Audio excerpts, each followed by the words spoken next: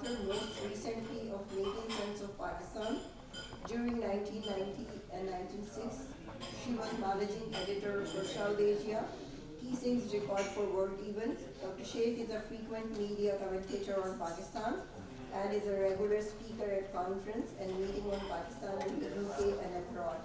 She has also testified before the House of Commons Foreign Affairs Committee and the All-Party Parliamentary Committee on Kashmir. She provides regular analysis on current political and economic conditions in Pakistan. She holds a PhD in political science from Columbia University, New York. Over to you, Ms. Shaikh. Thank you very much. Thank you. And thank you all for being here. You finally found the room. I have been told by the organizers that we have until 1:30. I am quite a ruthless chair, and so I'm hoping that I will be able to manage the session within the allocated time. I'm going to chair this session, which means that I will not be putting myself forward as a speaker. So I see my role very much as basically within a couple of minutes introducing the subject, introducing my three panelists, allowing them each to speak between 15 to 20 minutes, and then just very briefly ending their presentations with a small intervention by me, no more than 3 or 4 minutes, in which I will give you a sense of my day. But the emphasis after that really will be on audience participation. And I want to be able to leave plenty of time for that. The only proviso here is that Mahnaz will have to leave at 1:15, and so please bear in mind that if you do have questions at the end of these presentations, that the questions should be put to her first. So really, without any further ado, I'm going to just introduce my three speakers to speak, of course, on this extremely troubled and volatile subject that is Kashmir. I mean, it doesn't really need any introduction, I'm sure. It has been an issue that we have lived with since the inception of the state, since 1948. It has proved internationally to be one of the most intractable international conflicts. And it has really tested, I think, the patience of the leadership, both in India and Pakistan, to say nothing of the global community. And on the face of it, really, we are at this point in time, very sadly, it seems, in a stalemate. A stalemate, of course, that has been made much worse by India's unilateral action in 2019, whereby it revoked the special Article 370 of the Indian Constitution and Article 35A of the Indian Constitution. One which guaranteed Kashmir's special status, the other which restricted the rights of non-Kashmiris to acquire property in the state. What we have today then are three, I believe, very, very rich presentations by my three panelists. Let me begin by introducing Mr. Altaf Wani. He is chairman of the Kashmir Institute of International Relations based in Islamabad. Mr. Wani has also been actively involved with with his partner organization, the Conciliation Resources London, within the framework of conflict transformation in Jammu and Kashmir. And I hope that, Mr. Wani, that during your presentation, in which you will deal with the many failed attempts to resolve this issue, you will also shed some light on efforts by the Kashmiri diaspora abroad in seeking to keep this issue alive.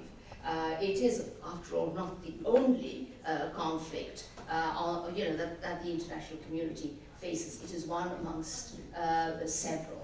So, I would be interested to hear what you have to say about that. Mr. Wani will be talking on, as I said, the many efforts made to resolve this issue.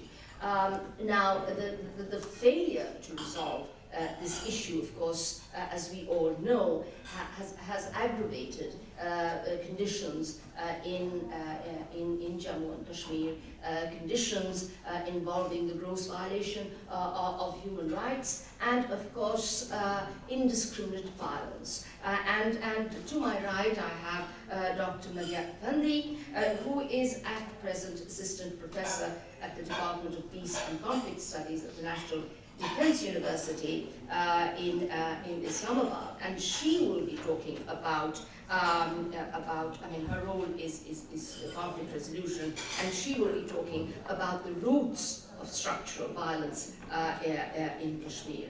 She is well placed to do so. She has been a track 2 delegate for the India-Pakistan military-to-military dialogue, otherwise known as the Ottawa Dialogue 2014-2015. And finally, we have Ms. Mahnaz Rahman, again, who is going to talk to us about how these conditions of violence, this degradation of civil and political life in Kashmir has affected women, and in particular war widows in Kashmir. Mahnaz Rahman has been working as a resident director of the Aurat Foundation, this foundation's regional office in Karachi. She also has, to her credit, the role of having been the first woman president of the Employees Union of a newspaper and senior joint secretary of the Karachi Union of Journalists for 2 terms. In addition to that, internationally, her work has been recognized by the People's Republic of China, and in 1991, she was awarded the Friendship Medal by China's Prime Minister Li Peng for her work in promoting friendship between Pakistan and China through her writings. So without any further ado, I'm going to ask Mr. Wani, Mr. Altaf Wani, to step forward and give us his presentation. Bismillahirrahmanirrahim. Thank you, Chair, the panelists, and for the participants.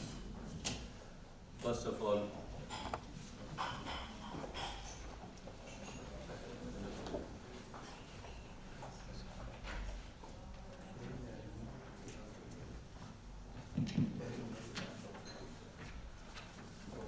let me thank Dr. Masum Hassan for making me part of this forum on the occasion of 75th anniversary of Pakistan Institute of International Relations. What I have been asked by Dr. Masum to talk about was the formulae that have been evolved regarding the resolution of Kashmir in the last 75 years. As Mr. Chair told me about the failure attempts, so those formulas are all the failure attempts which have been done in the past in resolving the Kashmir issue. The first and foremost failure attempt, I think, was the UN resolutions on Kashmir. There are more than half a dozen United Nations Security Council resolutions for Kashmir, and those resolutions failed to solve the problem. And in early 1990, the General McNaughton, who was then the President of the UN Security Council, he was asked by the Security Council to have a look on it, and then he proposed another proposal of demilitarization, because in the first proposal of demilitarization, where India took the plea that Pakistan has to take all this army out and only then we will do it, but then McNaughton put another proposal by which Pakistan was asked to keep 3,000 to 6,000 troops in the part of Azad Kashmir, and India was asked to keep from 9,000 to 12,000 troops in the Indian side of Kashmir. But India did not respond to it, and India said that the withdrawal, Pakistan should withdraw first, and whereas Pakistan said that withdrawal should be simultaneous. Unfortunately, I think the first casualty was the demilitarization of the region, which did not take place, and which kept the issue burning. And then Sir Owen Dixon came with his own plan when he visited to this region, to different parts of the Kashmir, Azad Kashmir, Indian occupied Kashmir. He also visited northern and other places. He gave his plan for the resolution of Kashmir. According to his plan at that time, which is often known as Chenab formula in our local language, we call it Chenab formula, and internationally it is known as Dixon plan. And if he thought that there should be, we will have to taste another sort of partition of the state of Jammu and Kashmir on the basis of the population of Hindu majority and the Muslim majority, and thereby he thought that Chenab River was the best border in this, and we should resolve it. But this proposal got very much support in Washington, London, and other capitals, but India outrightly rejected it, and Pakistan also did not take it serious at that time. And then coming forward, we have then another attempt by a Kashmiri who is an American citizen, Kashmir Study Group, which is called the Kashmiri Plan. That plan was also that we should have 5 different identities of Kashmir on the basis of Jammu, Ladakh, Kashmir Valley, Aurat Kashmir, Delhi, Baltistan, and other parts, and they should have separate identities without international identity, and they should be looked out jointly by India and Pakistan, and there should be no forces of India and Pakistan within that territory.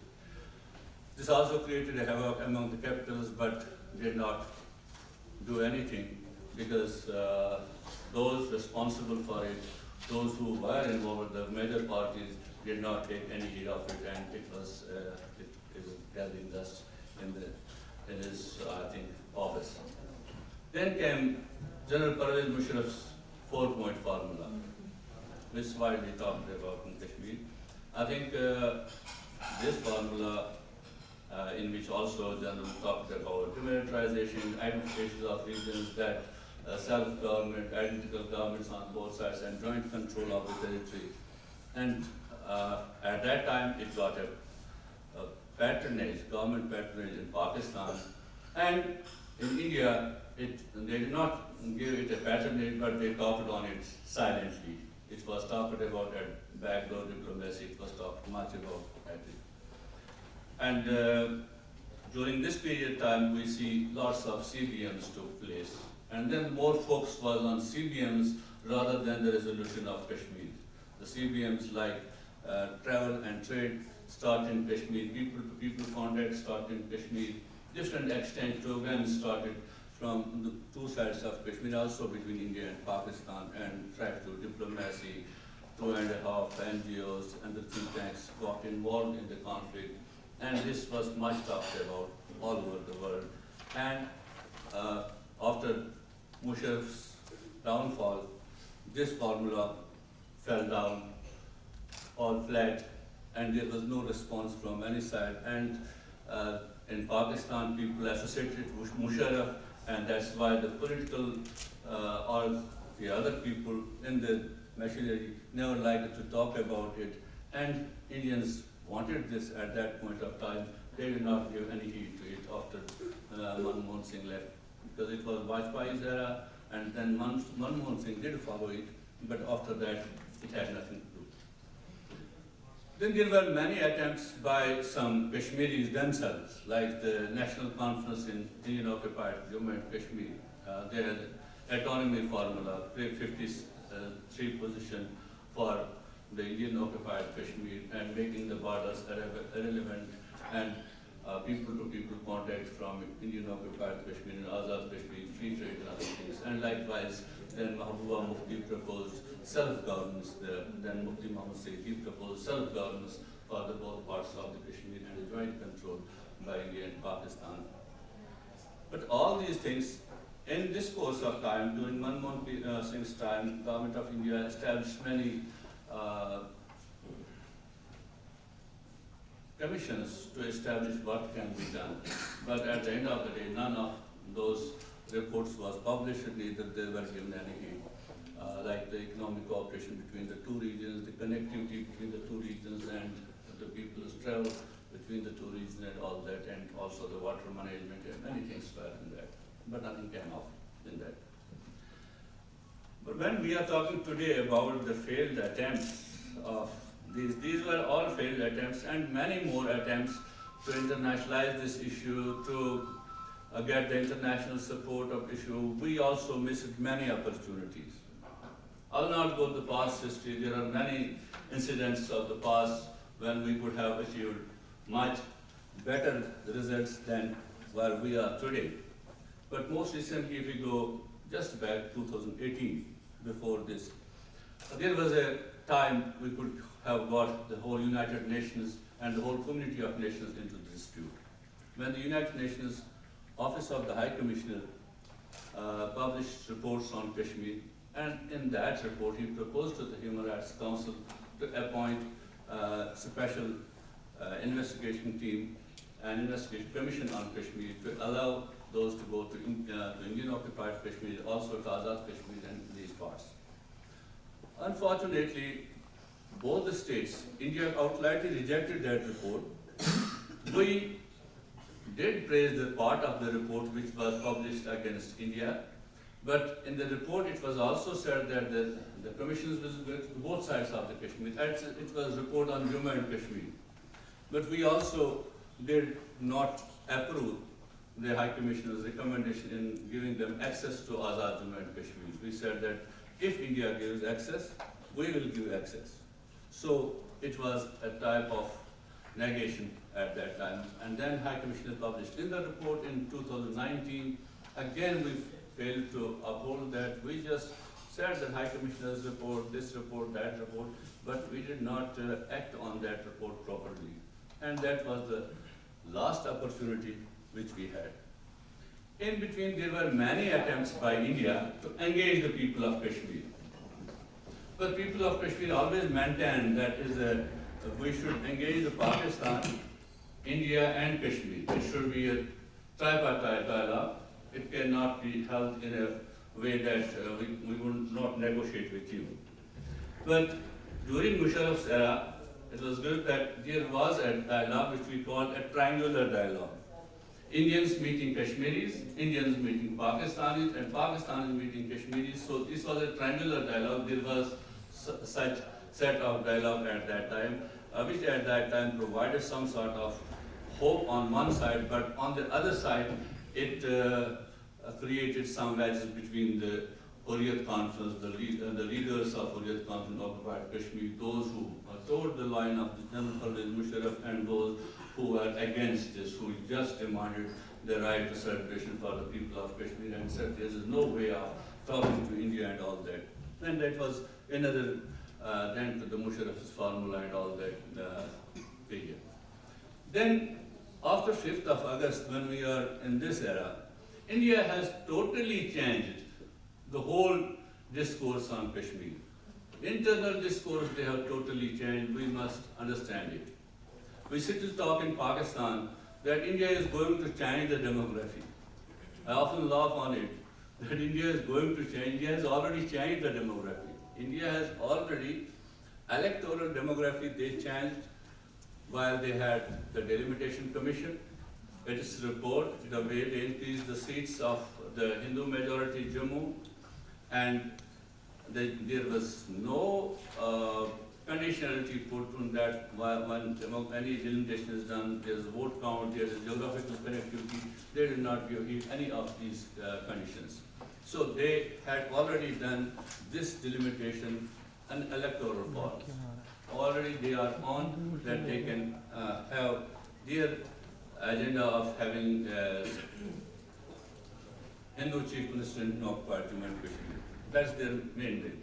On the other hand, when we talk about the other things, they have allowed, as Chair also talked about, that non-state Indians can buy land, they can have property, and until date, they have given thousands and hundreds of thousands of domiciles to non-states, and when they will buy land, when they will come here, that's their choice. But at least they are now, they have the adult franchise. They have the vote now in occupied Kashmir by having those domiciles.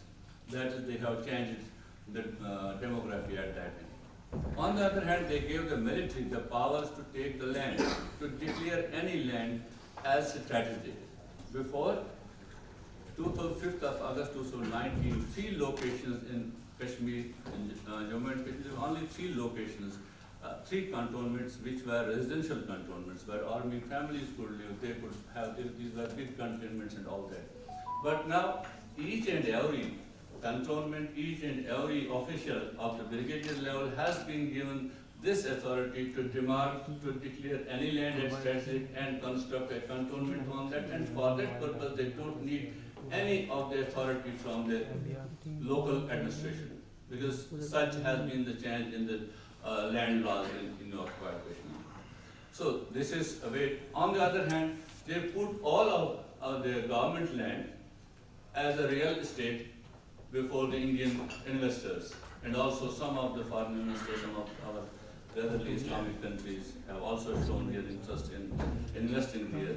So this is another dilemma. Now, all of the land of Kashmiris will be taken by the realtors of India and by the investors in the garb of investment, in the garb of normalcy. They'll say that now Kashmiri is what happened in Palestine, though the Israelis did intrude upon, but the Palestinians sold their lands themselves when they got much offer. So can be the case in Kashmir when people will have more money for this, but at the end of the day they will be dislocated and they will become the landless and homeless. And all the administrative services, rules have been changed, and now you have only 30% of the government services from Jammu and Kashmir, 70% from the rest of India. That means all your local administration is now, that's governed by the non-locals in India. On the top of it, a small piece of land, Kashmir, where Indian government is now constructing some 50,000 new temples. What does it mean? Carving some new places of religious pilgrimage for Hindus in Kashmir. It is also to change the religious landscape in Kashmir. They have changed the political landscape, they have changed the religious landscape, they have taken all the economic power from the Kashmiris, they have disempowered and dismembered the state of Jammu and Kashmir, and this is the current situation. And what are the options now for the people of Kashmir, for Pakistan? Basically, for the people of Kashmir, there is no option left now except to resist what they are doing. What they are doing, they have to resist. Either they have to accept the Indian hegemony, Indian oppression, they have to accept the terms India is dictating, they have to accept those terms.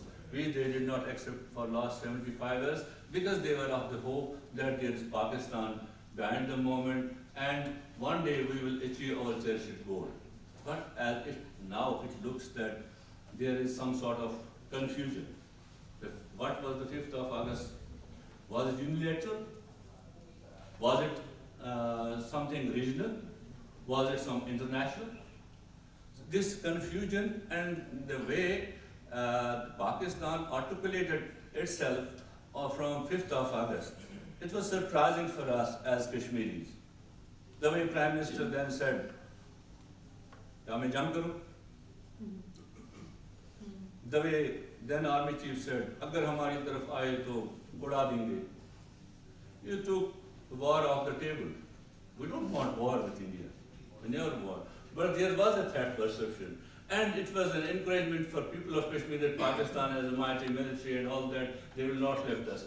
At that point of time, now you see in Kashmir, there is complete cause of silence in the masses. Because they know when they come out, they will be killed. There is sedition. They will be put, but who will now raise voice for them? Because their tongues have been already, they have been tied, their hands have been chained, nobody can write there, nobody can raise their voice. If anybody uses social media, so their very identity of Kashmir is at threat. So Under these circumstances, I was in Institute of Studies in Islamabad, they talked about India-Pakistan relations and trade with India. As of now, this option also lies with India, whether they will trade or not. There is no option with us. We had the options in past, many options we could have. There were many things leveraged with us where we could have done better, but we did not. I think there are so many fertile minds in this room and outside who can debate on this, discuss on this. What are the left options for the people of Kashmir? I thank you. Thank you so much. Thank you, Altaf, for that rich presentation, which ended on rather a dispiriting note. And I'm glad that, yours was a sober reminder of the kind of challenges that we face in Kashmir. Maria, you will step in now to give us an even darker picture of structural violence in Kashmir. The subject is already darker. First of all, I would like to express my heartfelt thanks to Dr. Masooma Hussain and Pakistan Institute of International Affairs for having me over here on this auspicious occasion of 75th anniversary. I am truly humbled.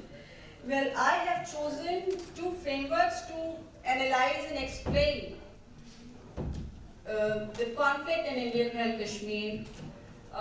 My first framework is related to the theory of structural violence, which was given by Professor Johan Galtung in 1969, which tells us that structural violence, which is integrated and incorporated within the policy frameworks of a state regarding certain community, and that legitimizes violence in various forms, maybe through a political policy, through an economic structure, through a socio-cultural dimension, and that reduces the minority further within a community, within that particular entity. Now, my second framework is related to UN Convention on the Prevention and Punishment of the Crime of Genocide, which was proposed in 1948 and it was ratified in 1951. India was a signatory to this convention. Now, what is structural violence? Any kind of violence which is legitimized by a policy structure that may be disturbing a demography of a particular community and a particular entity, that may be a set of economic policies that discriminate a group of people within the country or within a province or a state, that may be limitizing social, cultural and religious freedom of a group of people within a state, and by calling it as unifying the community within the majority group, that is assimilation. Now, Professor Galtung argues that it's always a structural violence which leads to massive level of direct violence. And not only that, it also gives birth to formation of various ethnic movements, maybe rebellious groups, maybe insurgent movements, or we may call it freedom struggle by seeing the community's right for self-determination. My second framework explains it in a way that UN Genocide Convention gave us 5 conditions. If any community, if any state fulfills the criteria of any of these 5 conditions, we may refer it as genocide through a structural, systematic, subtle, gradual process of eliminating or diminishing a community. Now I quote, Article number 2 of UN Genocide Convention says, these 5 conditions: killing members of the group, that is number 1. Number 2 is causing serious bodily or mental harm to members of the group. Number 3, deliberately inflicting on the group conditions of life calculated to bring about its physical destruction in whole or in part. Number 4, imposing measures intended to prevent births within the group. Number 5, forcibly transferring children of the group to another group or to another nation. Now, if we look at the first 3 conditionalities of calling it a genocide, I refer whatever is happening is Indian held Kashmir as genocide as per the definition of these 3 conditions. Now, I'm not going to give or share any chronological data of last 12 years or last 10 years, what has been happening. We already know about it. I'm going to outline just few policies, few measures that Indian government has taken in last few years, and they can be fitted into the framework of structural violence and UN Genocide Convention. Now, what are these? On 5th August, we saw, on 5th August 2019, we have already seen abrogation of Article 370 and 35A, which took away the status of semi-autonomous status of Indian side of Kashmir. And also it took away the right of buying property or land within that area. It also restricted, it used to, 35A used to give preference to the residents of Jammu and Kashmir for any kind of employment opportunity. Now, by abrogating these 2 particular clauses from the constitution, it already reduced the minority of Muslim Kashmiris into a more minor group. Not only that, it has some severe and disastrous impact. For example, Indian government calls it as conflict resolution or as a way to economic prosperity of Jammu and Kashmir.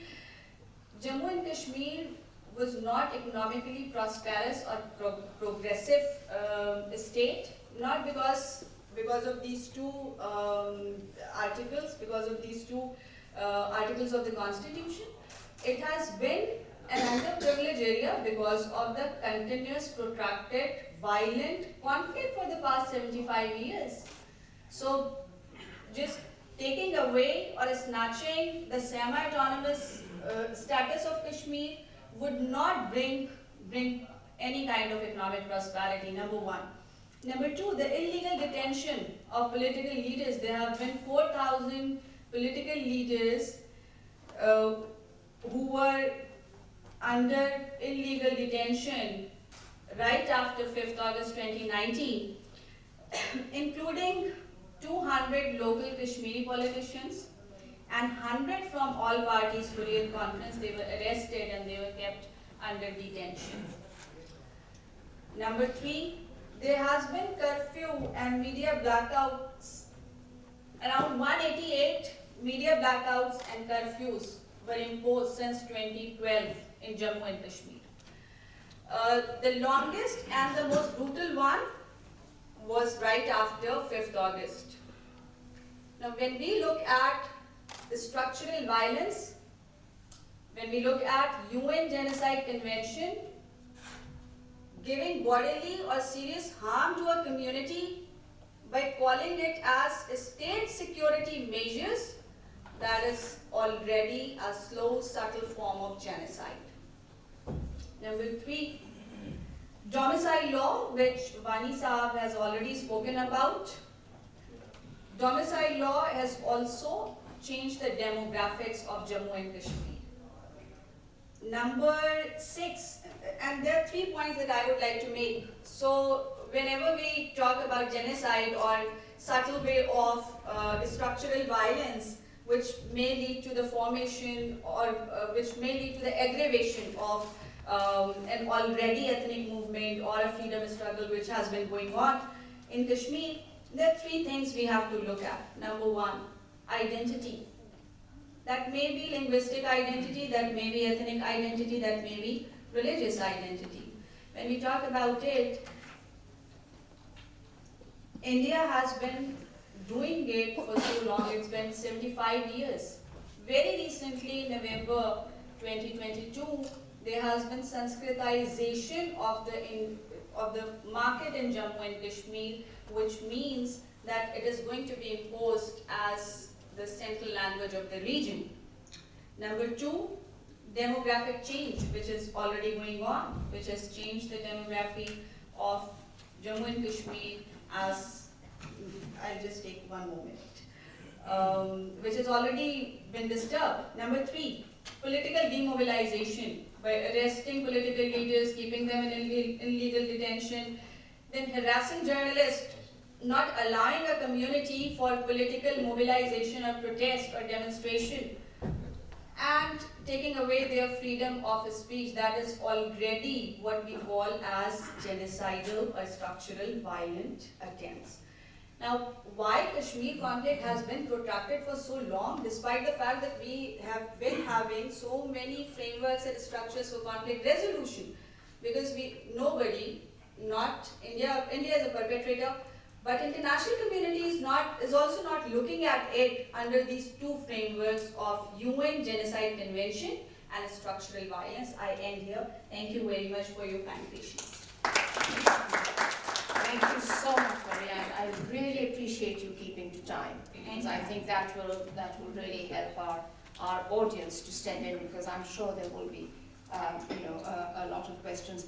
Fascinating presentation, very, very disturbing, and you do raise this question of violence, which is both structural and, I would argue, endemic.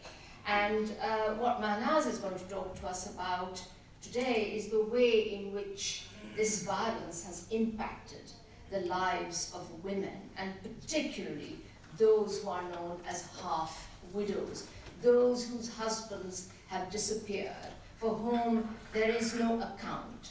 And they now inhabit this ambiguous situation, which has been made much worse by the fact that, as she will explain, that these women also have to deal with living under the terms of a patriarchal society. So Mahnaz, this is now your turn. Thank you, Madam Chair. Kashmir was once hailed a paradise of earth, a paradise on earth. Today, Kashmir is the largest, most militarized state in the world, home to over a staggering 500,000 Indian security forces. Under the draconian law, Armed Force Special Power Act, AFSPA, the massive military presence enjoys complete impunity from prosecution of decades of human rights violations.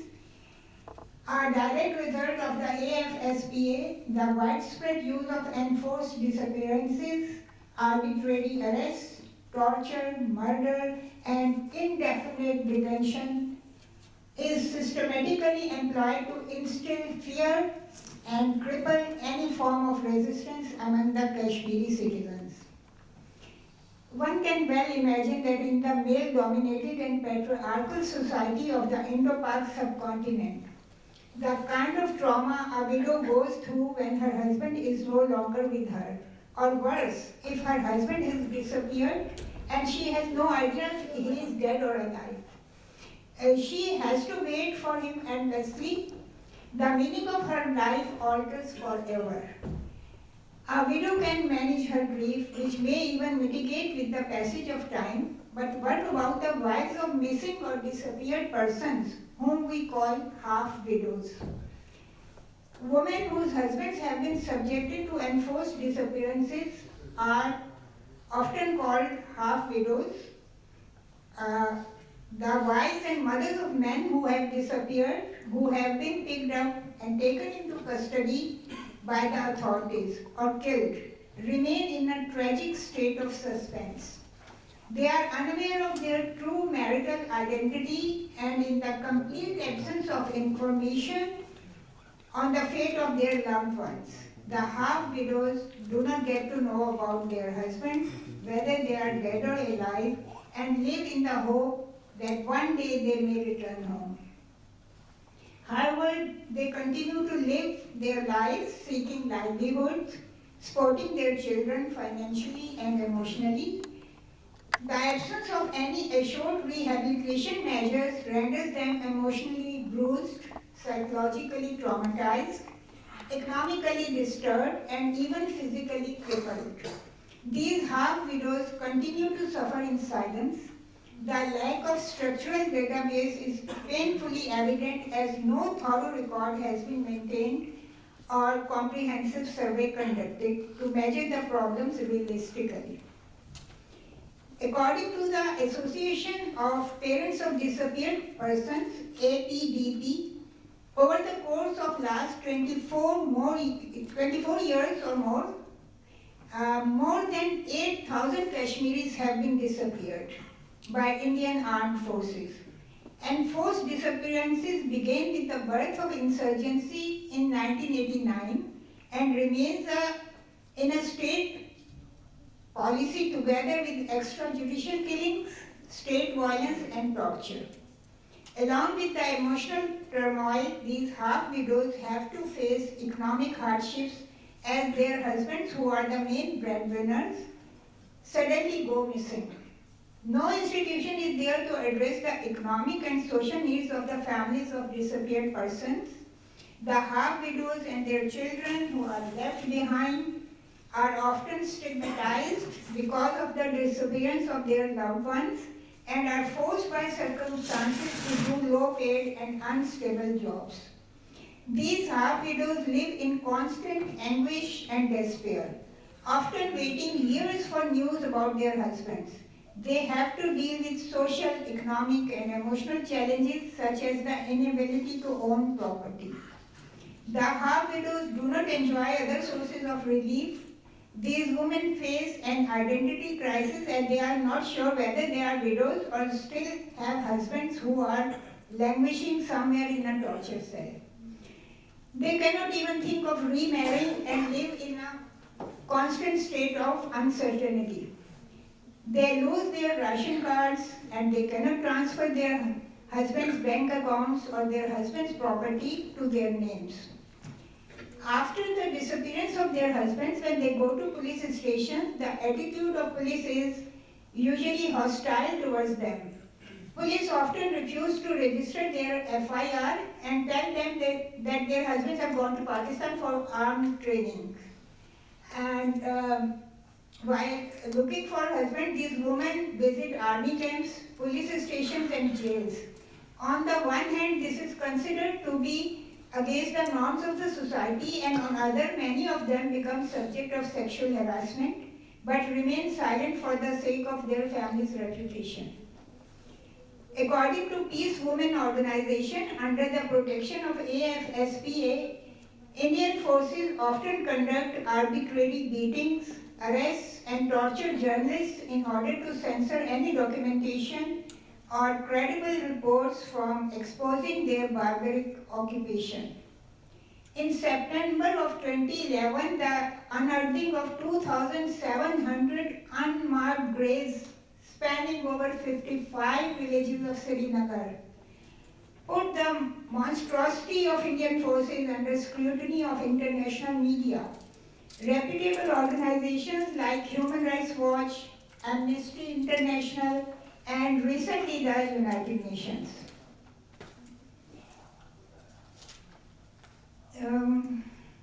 As per the International Conventions for the Protection of All Persons from Enforced Disappearances, enforced disappearances are defined as the arrest, detention, abduction, or any other form of deprivation of liberty by agents of state or by persons or groups of persons acting with the authorization, support, or acquiescence of the state, followed by a refusal to acknowledge the deprivation of liberty or by concealment of the fate or whereabouts of the disappeared persons, which place such a person outside the protection of the law. Furthermore, the Convention defines victim as the disappeared person and any individual who has suffered harm as the direct result of an enforced disappearance. This is Article 24.1. Indeed, the convention stipulates that the term victim means not only the disappeared person, but any individual who has suffered harm as the direct result of an enforced disappearance. In this sense, and as victims often recall, there are A. the rights of the disappeared, including the rights to due process, to liberty, security and integrity of the person, to be searched, reparation, etc. And B. the right of the relatives to truth and justice, to measures of psychosocial assistance and other forms of reparation, etc. This starkly illustrates why the issue of detention does not constitute a violation of human rights of only the person that was taken. In fact, one person that is disappeared creates many more victims. We therefore need to also consider violations of the rights of those left behind. Those are mainly women and children. Since a majority of detainees are male, globally 70 to 94% of disappeared individuals are male. I can do it. I got time. Okay. As in the case of Kashmiri half-widows, it is the women who are often left to bear the social and economic impact of the disappearance of families' main breadwinners. They are particularly at the risk of sexual and other violence during their disappearance. In societies where gender-based discrimination in laws and policies hinders the full realization of the human rights of women, and limit their autonomy and participation in aspects of public and political life, the social and economic impact of disappearance is felt more strongly and in turn renders women and their children more vulnerable to exploitation and social marginalization.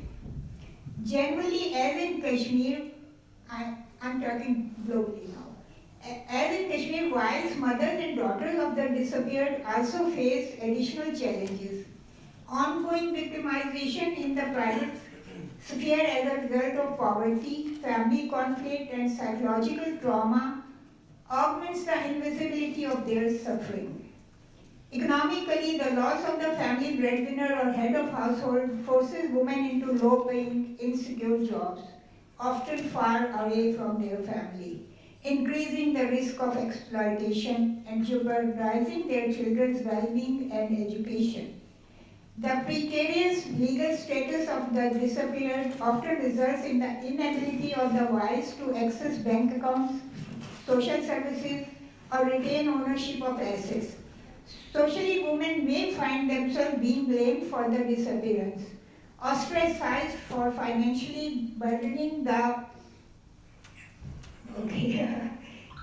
just 5 minutes. Burdening the family and condemned for challenging social norms. If they actively seek the truth and advocate for the rights of the disappeared, inevitably these difficulties compounds the emotional and psychological trauma stemming from the uncertain fate of their relatives. This is International Center for Transitional Justice research. Understanding and coming to terms with what happened to the disappeared is crucial in empowering the most affected or at risk of human rights violation, as well as framing measures for prevention. The empowerment of women through the taking of positive and special steps to enable their active participation in processes that affect them is an essential component of a reparation process that affirms and restores dignity and leads to the hope of lasting change. Today, enforced disappearance is taking new forms and has become a global phenomenon. The instances of disappearance show that the people are made to disappear not only by state-sponsored agencies but also by other parties like militant organizations, militia, terrorists, drug mafia, etc. for different reasons and motives. Political neglect, war and poverty are said to push desperating groups into such abduction and kidnapping as a means of livelihood. Enforced disappearances have become a truly universal phenomenon believed to be occurring in approximately 90 countries in all regions of the world, affecting tens and thousands of people. In India, enforced disappearances have also taken place in the northeast states reeling under armed conflict like Nagaland, Mizoram, Manipur, Assam. However, it is in Kashmir that the situation is the most drastic, as security forces suspect every Kashmiri of being a militant. Therefore, the promiscuous policy of arrest of non-combatant Kashmiris has resulted in a massive number of disappearances. People from all spheres of life and different age groups from 10 years to 70 years have been disappeared. Militants, their sympathizers, political activists, and large number of innocent persons have become the victims of enforced disappearances. Among the myriads of victims of the Indian security forces are mothers of 8,000 disappeared Kashmiris. One such notable case is that of Parveena Ahangar. She is an illiterate 50-year-old housewife whose 19-year-old son Javed Ahangar was abducted by Indian forces while studying in his uncle's house. Ahangar, distraught by her son's abduction, visited every police station, interrogation center, detention camp, and hospitals in search of him. In her desperate but courageous quest to seek answers about her son's whereabouts, she met many other families looking for similar answers. While with the help of human rights lawyers in Kashmir, Ahangar co-founded the Association of Parents of Disappeared Persons in 1994 and mobilized hundreds of families to protest, hunger strike, demonstrate sit-ins, and demand the whereabouts of their vanished loved ones. A survey conducted by International Action Aid in Kashmir in 2000 and 2001 showed an unusually high rate of depression and drug use, especially among young people. Testimonial reports show that the mental health impacts of the 25 years of militarization, including sleeplessness, fear, nervousness, anger, aggressiveness, depression, and suicide.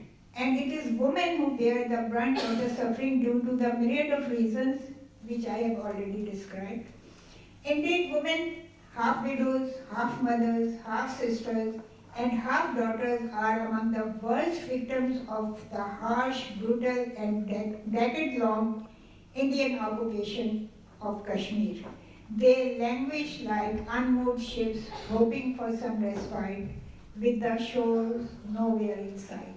Thank you. Thank you so much, Mahnaz. I'm sorry I rushed you along, but that I'm sure you will understand is because I want the audience to participate. I just have 3 very brief questions which I'm going to put to each of my panelists, and I very much hope that your responses to me will also be brief so we can bring in the audience. To Wani, I mean, you gave us a great account of, you know, the many attempts to resolve this conflict and why they have all, failed in some sense to materialize. And I was wondering whether one way of moving ahead, I mean, a lot of those proposals were in fact very Kashmir-centric, and I was wondering if there might just now be one way of sort of revising our approach and perhaps moving away from what one might call a Kashmir-centric approach to what Musharraf, I think, made a big noise about when he was trying to come to terms with this issue, by reviving the composite dialogue. In other words, by facilitating talks and dialogue on other issues with India, that is to say, in the framework of India-Pakistan negotiations, by facilitating talks on other issues, then to bring in Kashmir as one amongst many issues to be settled. Because at the moment, that a Kashmir-centric issue on the part of Pakistan and a terrorist-centric approach, if you can call it that, on the part of India has really led to stalemate. And I think it's worth remembering that there have been no serious talks between India and Pakistan since the Mumbai attacks of 2008. So, I'd like you to just respond, as to whether or not you think there might still be life in the composite dialogue. To Maria, again, as I said, yours was bound to be a very depressing and dispiriting account of conditions in Kashmir. But really, I was alerted in your presentation to your reference to the steady erosion of Kashmiri identity, through various means. And I was wondering whether, in fact, this is part of Prime Minister Modi's government's, in a sense, to generally deepen India's Hindu identity. And in that way, it's because, of course, you also referred to Sanskritization in your presentation. And to me, and certainly to some observers, this is rather a curious turn, because until Mr. Modi took power at the helm in India, it was generally understood that Congress's resistance to any real settlement in Kashmir stemmed from the fear that to do so would erode India's secular credentials. In the case of Mr. Modi, that doesn't seem to carry much cachet. I mean, he doesn't really, I think we would all agree, much care to reinforce India's secular credentials. But, he still insists in some way on sort of, gaining control of Kashmir, not so much to sort of protect or further it's the interest of its Muslim community by claiming that India is also the defender of Muslim rights, as Congress once argued, but to steadily Hinduize Kashmir, much as he is seeking to do with the rest of India. So in other words, what I'm suggesting is that, is this, again, Kashmir-centric, or is this part of a wider program on the part of Mr. Modi to enhance or raise India's Hindu profile, effectively rendering it a confessional state? And to Mahnaz, well, I'll just ask, maybe somebody in the audience will have an answer. But I take it that you were really talking about the status of women, of Muslim women in Kashmir, and not women from the Kashmiri, Pandit community. And you made no reference to how, for example, Islamic laws pertaining to widows, are being interpreted or applied to resolve this issue. But do you have to leave, or can you answer that? I can answer. Okay, so if you don't mind, we'll just let Mahnaz take that, because as I mentioned right at the beginning, she has to leave at 1:15. So Mahnaz.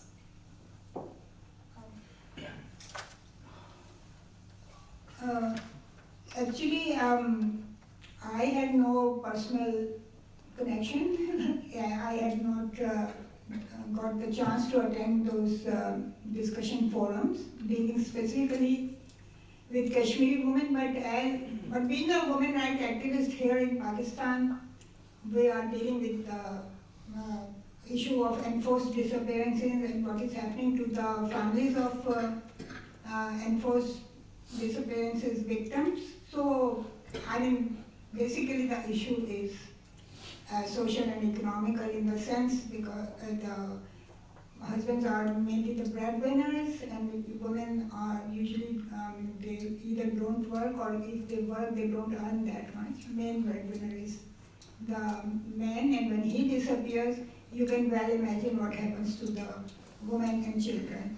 And as for Islamic laws are concerned, you see, initially it was our religious scholars used to say that if a husband has been disappeared for 7 years, then he will be considered as dead, and the woman can get remarried. She has this option of getting remarried. And but lately this 7 year was considered to be too long a period. Now it has been decreased to 4 years. So if you don't have any news of the disappeared husband for 4 years, then you are considered to be widow. Thank you very much. I'm sorry, I have to attend another international session, and that it has already started because in the morning session started late, so we have to suffer with all. I'm sorry. Thank you very much again, Mahnaz. Well, we've still got, I think, roughly 15 minutes for Q&A. So what I'll do is, depending on how many hands go up, I will either take them in little groups or individually. And what I'm going to do is I'm going to take right and left, man and woman. So, on the right, please. Anyone on this side? Mr. Jabbar, the back. Thank you, Chair.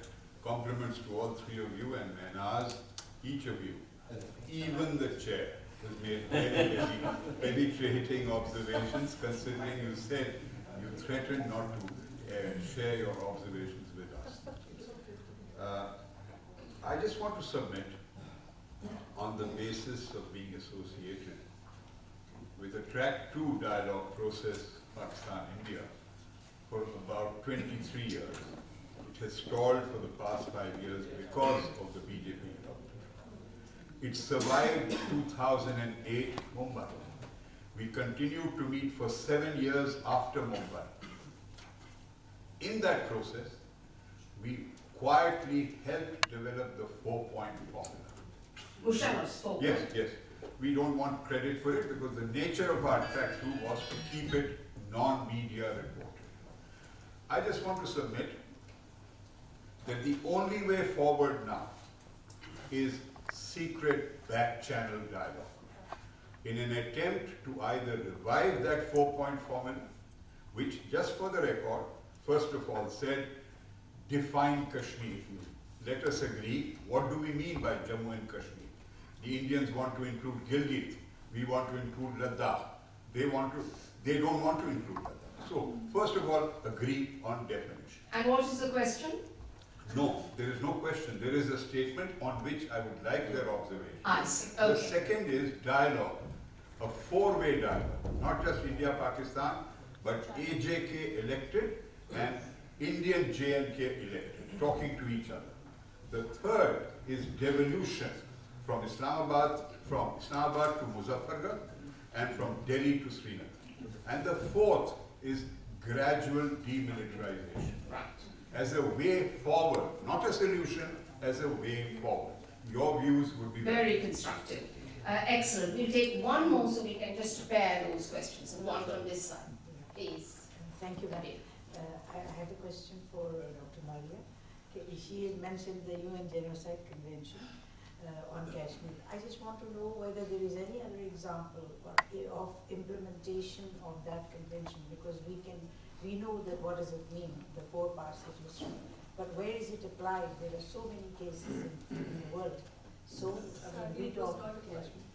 Okay, so let's take Mr. Jabbar's question first. If you could just respond briefly so we allow others to come in if they wish to, and then the question put specifically to you. So do you want to pick up on that so that Mahnaz can deal more straightforwardly with the question of genocide? Altaf, would you do that with Yes. Mr. Jabbar?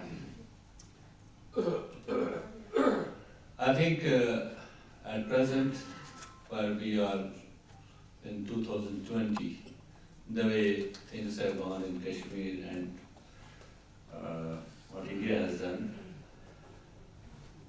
that was the best way. If there could be a Track 2 dialogue, if that could happen between the two sides at that level, at that highest level, the way it was happening in that era, that could pave a way. I'm always of the opinion, I have been from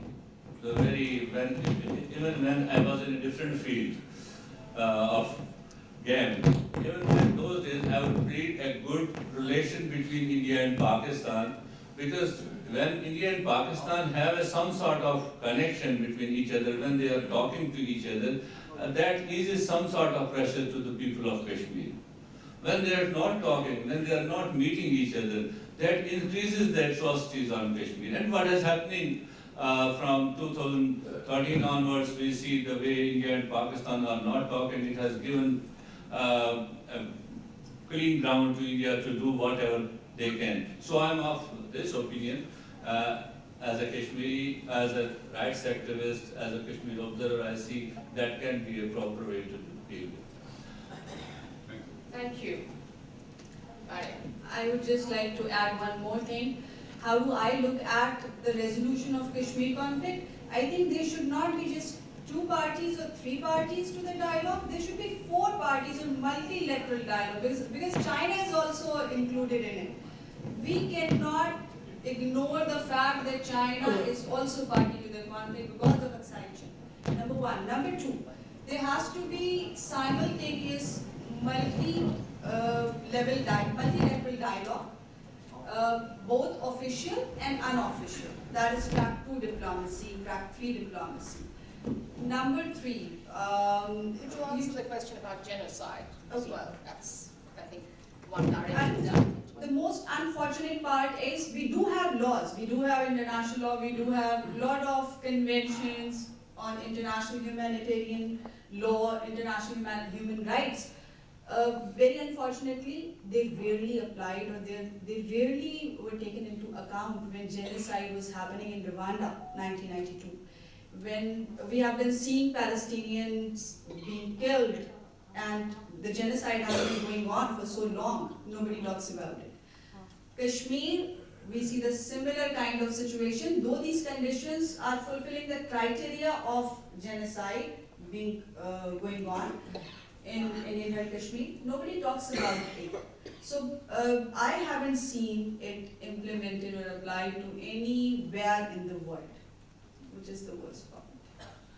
That's because it remains one of those deeply contested and intractable issues on which there really is, frankly, no international consensus. And geopolitics, of course, comes into play about, why one should be selective in addressing conflict. So we will take Zahid from the left, and then we will take a question on the right. So Zahid, will you put your question, please? A mic there, please.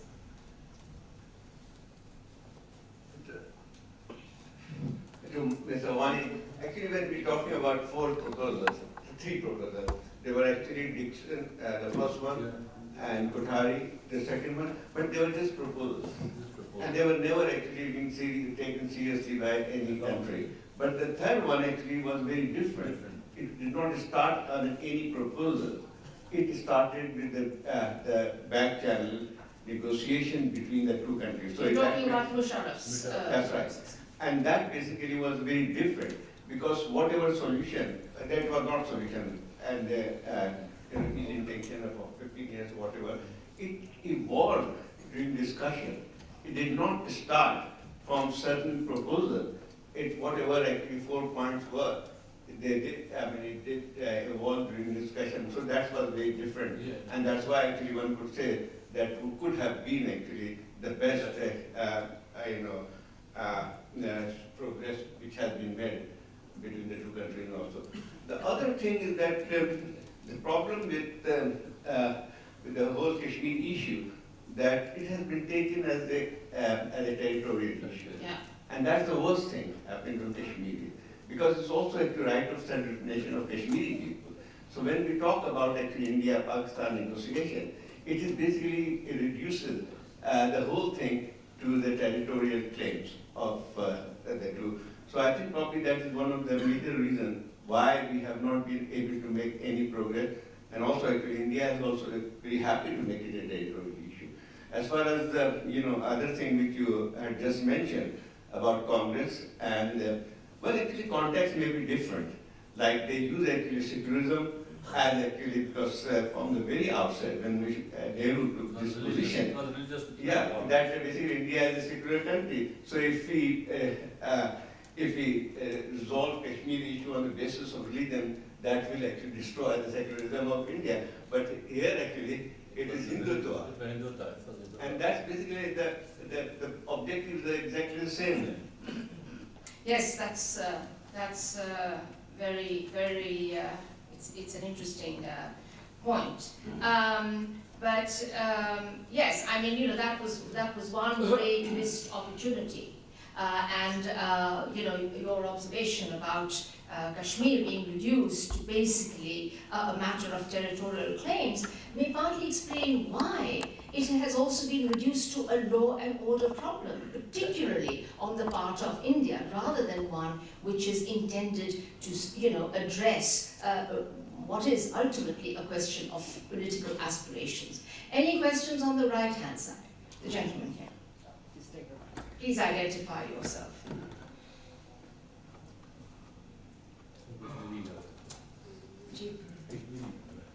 I put my question to Mr. Wani. After the concluded of Shimla Accord, the Kashmir issue is considered a bilateral issue among Pakistan and India. So my question is that why state of Pakistan and India recognize Kashmir and Gilgit-Baltistan as a third party of Kashmir dispute in international level? It's a $1 million question. Basically, when we talk of Shimla Accord, generally it's the Indian propagation. India says after the Shimla Accord, it's a bilateral issue between. Whereas the Shimla Accords, if you go by the first line of that is also governed by the Charter of the UN. And if Pakistan or India has submitted that accord to the UN and asked the UN that resolutions are no more needed, we will talk bilaterally on this issue, then Shimla Accord is okay, we can talk that as a bilateral. It is not like that. It's an Indian assertion, and some of our learned scholars and people who are in here, they buy it and they propagate it like that. It has become a bilateral issue on that. If it was a bilateral issue, then India from that day has stopped the UNMOGIP to work in their side. They don't allow them to work in occupied Kashmir. They don't allow them to monitor the ceasefire. They don't, even now they ask them to leave the place where they are placed. But on Pakistani side, you see the observer group, what they said is this is the mandate of UN Security Council. We are not here on the orders of the government of India, we are here on the orders of the UN Security Council. If UN Security Council says you vacate, we can vacate only then. Now India these days has also started calling it that we are going to the UN to ask them to take these these military persons from here. We don't need them. This is also an election stand. They can't do it in the UN Security Council.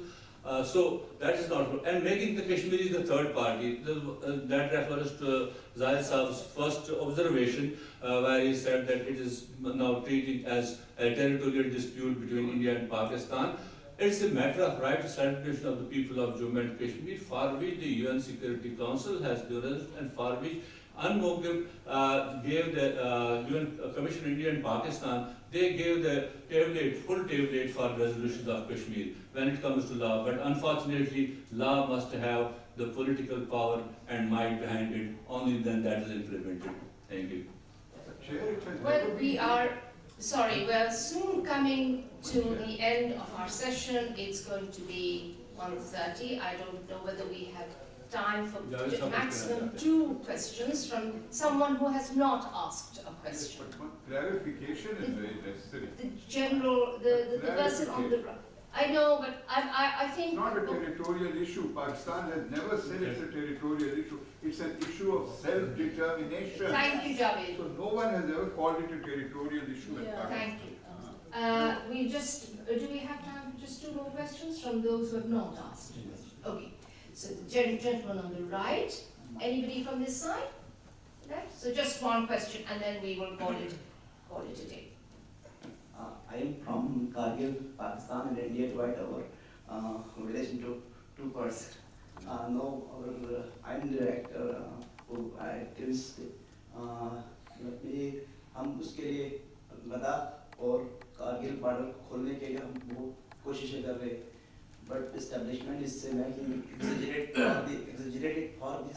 concern. ये क्यों? लेकिन जो roots खुले थे वो roots भी बंद हो गए, जो कश्मीर पर खुले थे वो भी बंद हो गए, लेकिन उस वक्त भी बातचीत हो रही थी कि उस रोड को खोलने की, ताकि वहाँ पर भी कनेक्टिविटी, ये नहीं था किसी ने बंद किया था, लेकिन ऑलरेडी ये जो इतने रूट्स खुले थे ये बड़ी डेलिब्रेशन के डाले थे। जावेद साहब कह रहे थे आपको कि ये कोई वन गो में नहीं हुआ, जावेद साहब का कि इसके पीछे बातचीत चल रही थी सारी, किस तरह करना है, क्या करना है, रोड खोलेंगे, लोग आपस में मिलेंगे, फिर लोगों की आपसी ताल्लुकात बढ़ेंगे और इससे हिंदुस्तान और पाकिस्तान के दरमियान जो एतमाद साजी होगी उसके बाद मसला हल हो जाएगा। आपके वहाँ पर भी ये कोशिश की जा रही थी, लेकिन उससे पहले ही आपने देखा उन्होंने एक गाँव खा लिया था, इंडिया वालों ने उस गाँव में सारी चीज़ें, सिक्योरिटी कंसर्न तो लाजमी हर जगह होती है, जहाँ पर भी पंजाबियों के लिए खुला है वाघा बॉर्डर। नहीं, पंजाबी के लिए नहीं खुला, वो पाकिस्तानियों के लिए खुला है। वो पाकिस्तान इंडिया के लिए, पाकिस्तान के लिए खुला है, पाकिस्तानियों के लिए खुला है, पंजाबियों के लिए नहीं खुला है। Anybody can go from there. On that note, my first task really is to thank the speakers Mahnaz has led for 3 wonderful presentations that I'm sure there will be much to mull on. I myself learned a great deal.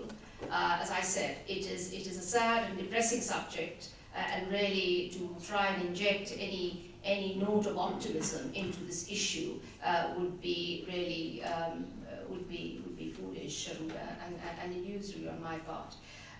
But thank you very much. I'd also like to thank the audience for being so cooperative in asking brief and pointed questions. We've been trying to keep time very carefully, so thank you again.